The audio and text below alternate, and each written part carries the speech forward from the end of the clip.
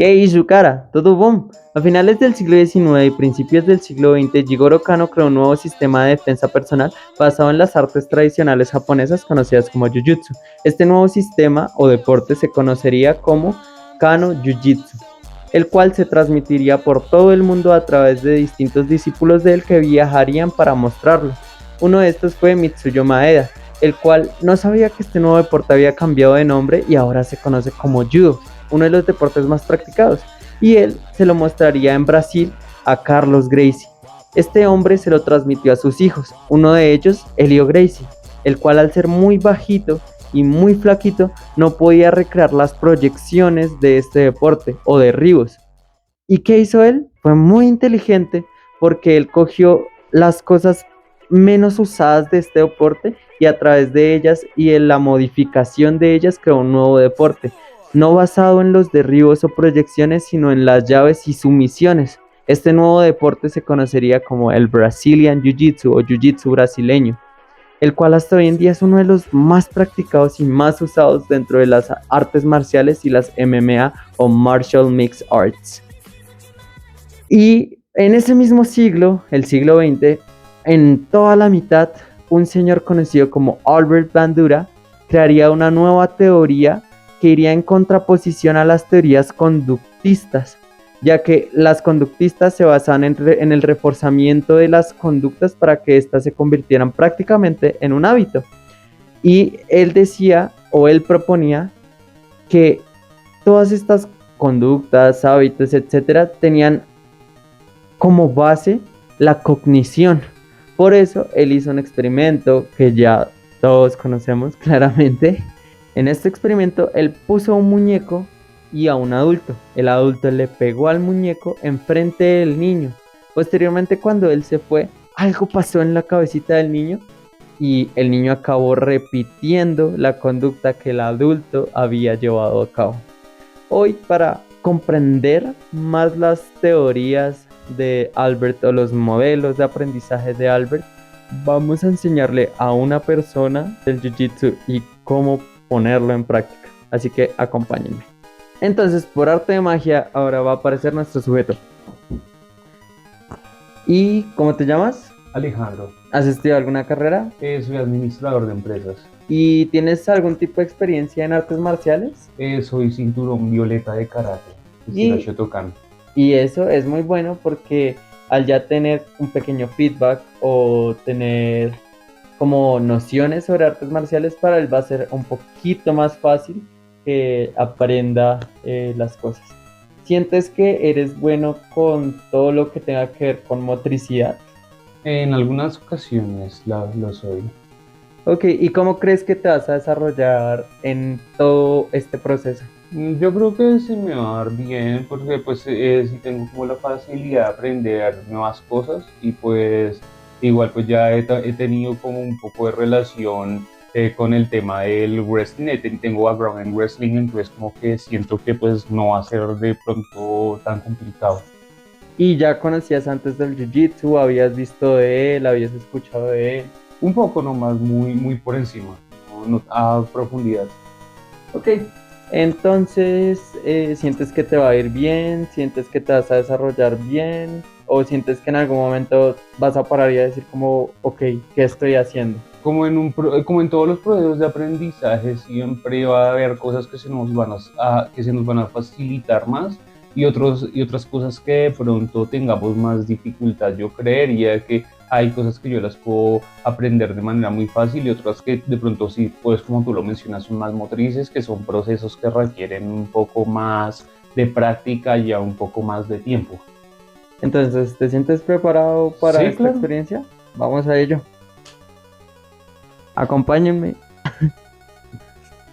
Bueno, ya estamos aquí en nuestro campo de entrenamiento. Como no hay presupuesto, tenemos que hacerlo en un parque. Y por arte de magia va a aparecer aquí. Entonces, ¿estás preparado? Sí, claro. Vamos a ello. Se evidencia que el aprendiz observa cómo se realizan las técnicas. Él observa atentamente cómo el modelo realiza el movimiento para posteriormente replicarlo, siendo este un aprendizaje en vivo según la teoría del aprendizaje social de Bandura. Después de observar, el alumno codifica la información en su memoria mediante representaciones mentales e imágenes motoras, siendo esta la retención. Posterior, para la reproducción motora, imitó los movimientos y los aplicó en el modelo.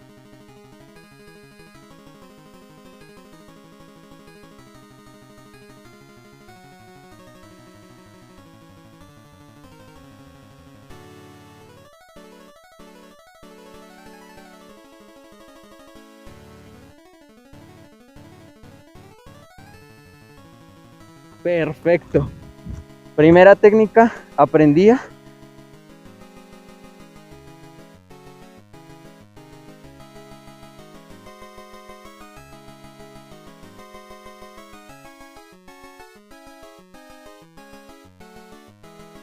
Ahora vamos a hacer el feedback y a revisar los videos pues para que Alejo vea qué hizo bien, qué hizo mal, qué podemos mejorar para ahora en un momento que hagamos la lucha pues digamos poder o sea que él ya tenga el feedback necesario para realizar la lucha.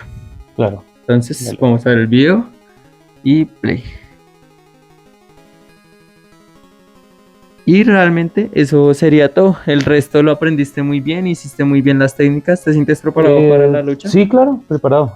Bueno, ¿y cómo te sentiste haciendo las técnicas y todo? Pues bien, siento que al principio por temas motrices y por temas de que es un deporte que nunca he practicado, al principio se dificulta el entendimiento de ciertas cosas, pero una vez empiezas a practicar y empiezas a hacerlo de manera continua, ya esos procesos se van quedando un poco grabados dentro de ti y tú ya puedes ir mecanizándolos un poco mejor. Ok, ¿y es que te sentiste motivado a la hora de realizar, pues, digamos, los ejercicios, de realizar las técnicas, como de entrenar el deporte hasta cierto punto? Sí, claro, claro. Ok, entonces, bueno, Alejito, muchísimas gracias por todo. Ahora vamos a hacer una pequeña lucha una vez teniendo el feedback. ¿Te sientes preparado? Bueno, sí. Ok. En la aplicación de nuestro ejemplo práctico también evidenciamos otros puntos de la teoría del aprendizaje social de Bandura, como lo es la automoderación, que él define como la capacidad que tiene una persona para regular y controlar sus propias conductas, sin depender completamente de un refuerzo o castigo externo. Pues durante la aplicación se evidencian los tres procesos clave que Bandura describe dentro de la automoderación. El primero es la autoobservación, que es que la persona preste atención a su propio comportamiento y sus efectos. El ejemplo sería ver un video de cómo está aplicando las técnicas y darse cuenta de que posiblemente no tiene la mejor posición corporal y por ende le es difícil. La segunda es la autoevaluación, que es comparar su propia conducta con un estándar personal o social. En esta pues se evidencia al comparar cómo aplica él las técnicas y cómo las aplica el modelo, para de esta manera pues hacer las correcciones pertinentes.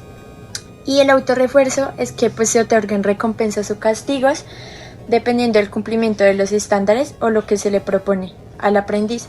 Por ejemplo, pues los elogios o el reconocimiento que le dé el modelo al aprendiz dependiendo de que también esté haciendo lo que pues se le puso a hacer. También está la autoeficacia y autorregulación.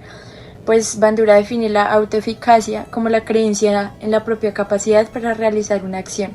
Esta influye de forma muy directa en el aprendizaje y en el ejemplo podemos verlo ya que pues al lograr aplicar correctamente las técnicas, el aprendiz aumenta su sensación de competencia y su interés de seguir aprendiendo nuevas técnicas, porque ya se siente capaz de hacerlas. Pues el hecho de verse en el video, corregirse y mejorar muestra un proceso de autorregulación del aprendizaje también. Y en las influencias del entorno social, pues el aprendizaje en el Jiu-Jitsu, pues en este contexto los alumnos no aprenden solo practicando, sino también observando e imitando a sus instructores o personas con más experiencia. El participante aprendió técnicas de jiu-jitsu brasileño partiendo de su experiencia previa con el karate, es decir, ya poseía esquemas cognitivos previos sobre combate, equilibrio, distancia y control corporal. Su motivación intrínseca facilitó la atención, la retención y la reproducción de los movimientos, lo cual se alinea directamente con la visión cognitivista de Bandura, donde el aprendizaje no solo depende del refuerzo, sino también de procesos internos como la atención, la memoria, la motivación y el pensamiento. En nuestro ejemplo práctico se observan las 4 fases básicas en el aprendizaje por observación, es decir, la atención, la retención, la reproducción y la motivación. La atención se evidencia cuando el alumno observa atentamente las demostraciones de las técnicas. Su experiencia previa en karate aumentó su capacidad de atención selectiva, ya que sabe identificar detalles relevantes como la posición de los pies, el control del centro de gravedad, el equilibrio, entre otros. Y su alta motivación mejoró su foco atencional, un factor clave en la teoría de Bandura. El papel como modelo fue determinante, ya que Bandura sostiene que el aprendizaje observacional es más efectivo cuando el modelo posee prestigio, competencia y similitud con el observador. En este caso, quien fue el modelo cumplía con ese rol. Por otro lado, la retención se puede evidenciar ya que después de observar, el alumno codificó la información en su memoria mediante representaciones mentales e imágenes motoras. Ver el video de su ejecución reforzó la memoria visual y le permitió consolidar el aprendizaje al comparar la técnica ideal con su propia ejecución. La retroalimentación o feedback que se le dio fue una forma de reforzar cognitivamente la información y corregir errores, lo que también forma parte del aprendizaje vicario. Por otro lado, la reproducción motora, el alumno, en este caso, imitó los movimientos aplicándolos. Aquí intervino la coordinación motora y la transferencia de aprendizaje desde el karate, o sea, las posturas, el control del cuerpo, la reacción. Bandura plantea que la reproducción motora requiere práctica y ajuste progresivo, algo que se dio al aplicar las técnicas y recibir la guía.